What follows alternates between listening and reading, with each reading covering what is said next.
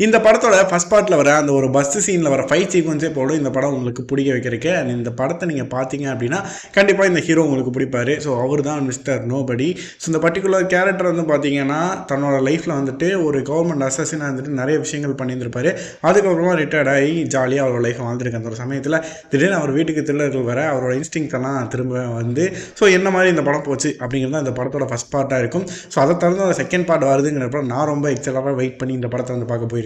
So கதை எங்கேருந்து ஆரம்பிக்குது அப்படின்னா இந்த படத்தோட ஃபஸ்ட் பார்ட்டில் ஒரு சில விஷயங்கள் பண்ணும்போது நிறைய பணங்களை எரிச்சிருவார்.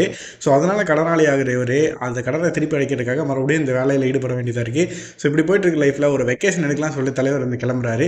போன இடத்துல எங்கே போனாலும் வேலையில் போகிறவன வேட்டிக்கு லோட்டு மாதிரி பஞ்சாயத்து இவரே எடுத்துக்கு போடுவார். இவர் ஏதோ ஒரு விஷயம் பண்ண போக ஏதோ ஒரு விஷயம் நடந்து அது பெரிய பாபா வெடிச்ச கதை தான் நோபடி 2. பட் என்னதான் பரபரப்பாக இருந்தாலுமே ஃபஸ்ட் பார்ட் அளவுக்கு இல்லை அப்படிங்கிறத ஒத்துக்கிட்டு தான் ஆகணும்.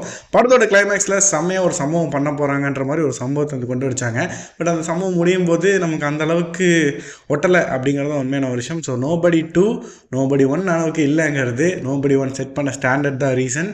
ஸோ நோபடி 2ன்ற இந்த ஒரு படத்தை யாருமே இல்லாத தேட்டரில் ஐ watched nobody movie with nobody. இதை பாருங்கள்.